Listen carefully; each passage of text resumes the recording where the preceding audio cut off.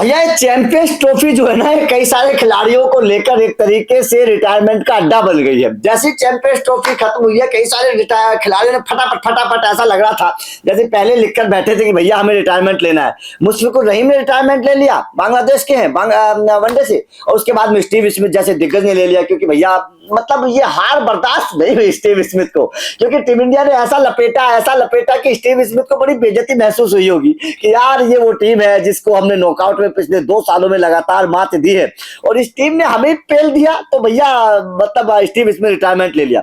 लेकिन अब team India का सामना होगा न्यूजीलैंड से, और न्यूजीलैंड की टीम बड़ी खतरनाक है। अगर आप आईसीसी ट्रॉफीज की बात करेंगे तो न्यूजीलैंड की टीम का पलड़ा भारी है भारत से। अगर आप आईसीसी नॉकआउट के मुकाबलों में भारत और न्यूजीलैंड की बात करेंगे, और सबसे बड़ी बात क्या है, सबसे बड़ी बात तो है कि भैया हमें बदला लेना है, इन न्यूजीलैंड वालों से भी बदला लेना है। इनकी शराफत के बहकावे में मत आना बिल्कुल भी टीम इंडिया वालों, क्योंकि जिस तरीके से हमने कंगारुओं से बदला लिया है ना, इसी तरीके से हमें न्यूजीलैंड से भी बदला लेना है। कंगारुओं ने भी हमें 2 जख्म दिए थे, न्यूजीलैंड वालों ने भी हमें 2 जख्म दिए हैं, इनसे भी 2 जख्मों का बदला लेना है। कंगारुओं ने भी हमें डब्ल्यूटीसी में हराया, उसके बाद में 2023 वनडे वर्ल्ड कप में हराया, तो न्यूजीलैंड वालों ने भी हमें डब्ल्यूटीसी में हराया था। याद करो वो कुर्बानी जब आपको न्यूजीलैंड ने डब्ल्यूटीसी में हराया था। थोड़ा सा खून खोलाओ, थोड़ा सा खून को गर्म करो। और उसके अलावा एक जख्म ऐसा दिया था कि जब जब उस तस्वीर की याद आती है, जब जब उस तस्वीर की को क्रिकेट फैंस याद करते हैं, आज भी आंखें भर आती हैं। आज भी टीम इंडिया का हर क्रिकेट फैंस उस तस्वीर को देखकर रो पड़ता है, क्योंकि वो तस्वीर महेंद्र सिंह धोनी की थी। साल 2019 का वनडे विश्व कप, याद करिएगा, भारत और न्यूजीलैंड का मुकाबला था। रविंद्र जडेजा MS धोनी क्रीज पर थे। ऐसा लग रहा था कि शायद वो जोड़ी भारत को मैच जिता देगी, लेकिन महेंद्र सिंह धोनी का run out, Mahendra Singh Dhoni 1 inch दूर रह गए थे उस वक्त। गप्टिल का वो थ्रो था और सीधा स्टंप से टकराया, और जैसे ही महेंद्र सिंह धोनी आउट हुए, जैसे ही अपनी नम आंखों से रोते हुए महेंद्र सिंह धोनी मैदान से बाहर जा रहे थे, केवल धोनी नहीं रो रहे थे, पूरा हिंदुस्तान रो रहा था, पूरा एक क्रिकेट फैंस रो रहा था। यहां तक कि आपको याद होगा वो कैमरामैन, जिस कैमरामैन की आंखों से आंसू छलक गए थे महेंद्र सिंह धोनी को बाहर जाते हुए, वो कैमरामैन भी नहीं देख पाया था। वो तस्वीर उस वक्त लगातार सोशल मीडिया पर वायरल हुई थी, और महेंद्र सिंह धोनी के आउट होते ही टीम इंडिया का सफर खत्म हो चुका था। टीम इंडिया उस मैच को हार चुकी थी और टीम इंडिया बाहर हो गई थी। तो भाई साहब वो भी एक जख्म है, जिस जख्म का बदला लेना है न्यूजीलैंड वालों से।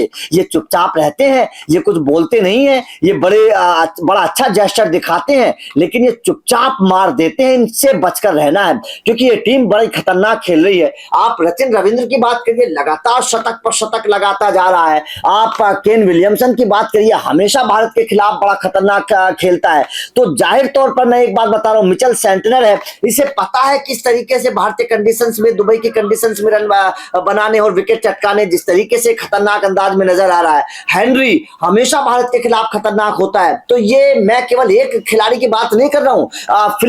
फिलिप्स का किस तरीके का अवतार है, विराट कोहली का कैच लेकर उसने भाई साहब टीम इंडिया को जख्म दिया था। तो इससे बचकर रहना, ये खिलाड़ी भी कमजोर नहीं है, बहुत खतरनाक खिलाड़ी है। तो इसीलिए मैं बात कर रहा हूं कि न्यूजीलैंड की टीम का तोड़ निकालना है। अब कौन कौन से खिलाड़ियों का तोड़ निकालना है, यह भी जानना बेहद जरूरी है। चलिए इस पर भी एक बार चर्चा करते हैं। देखिए, सबसे पहले रचिन रविंद्र का तोड़ निकालना है। रचिन रविंद्र इस वक्त घातक फॉर्म में है, शानदार फॉर्म में है। रचिन रविंद्र का तोड़ अगर टीम इंडिया ने निकाल लिया तो ये समझ लेना आधा मैच आ जाएगा, क्योंकि उनकी केवल बल्लेबाजी का तोड़ नहीं निकाला, उनकी गेंदबाजी का तोड़ भी निकालना है। इस खिलाड़ी को सबसे पहले तो आपको जल्दी आउट करना है, 10 15 20 रनों के अंदर अंदर आउट करना है, क्योंकि ये वो खिलाड़ी है अगर ये जम गया तो फिर ये आउट होने का नाम नहीं लेगा। तो रचिन रविंद्र का तोड़ सबसे पहले निकालना है, इस खिलाड़ी को सबसे पहले आउट करना है। उसके बाद में केन विलियमसन, ये दोनों ऐसे हैं ना, ये खुंटा गाड़ के खड़े हो जाते हैं क्रीज पर। अगर ये दोनों टिक गए, जम गए, तो भाई साहब ये अंगद का पैर है, ये अंगद का पैर है, हिलने वाला नहीं है फिर ये। और इन दोनों को हिलाना बहुत जरूरी है, क्योंकि ये दोनों लंबी पारी खेलते हैं,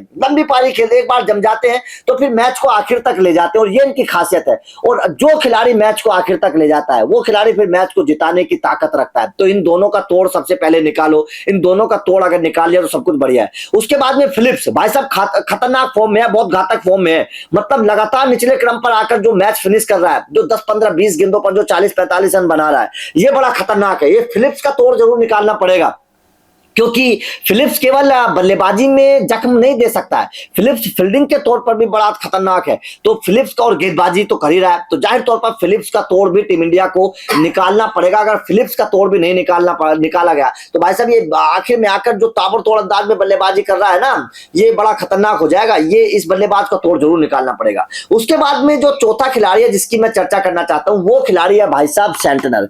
सेंटनर का तोड़ निकालो यार, सेंटनर का तोड़ निकालो, क्योंकि सेंटनर का मुझे याद है जब भारत आए, न्यूजीलैंड की टीम भारत आई थी और भारत में हरा के गई थी, न्यूजीलैंड की टीम इतिहास रचा था, उसमें सेंटनर का बड़ा योगदान था। भारतीय पिचों पर, भारतीय कंडीशंस पर स्पिनर्स के मामले में सेंटनर बड़े खतरनाक है। भारतीय बल्लेबाजों की कमजोरियां जानते हैं, भारतीय बल्लेबाजों को पता है, उनको पता है कि किस तरीके से भारतीय बल्लेबाजों को आउट किया जाए। और सबसे बड़ी बात क्या है, सेंटनर की गेंदबाजी में मुझे खास ताकत नजर आ रही है।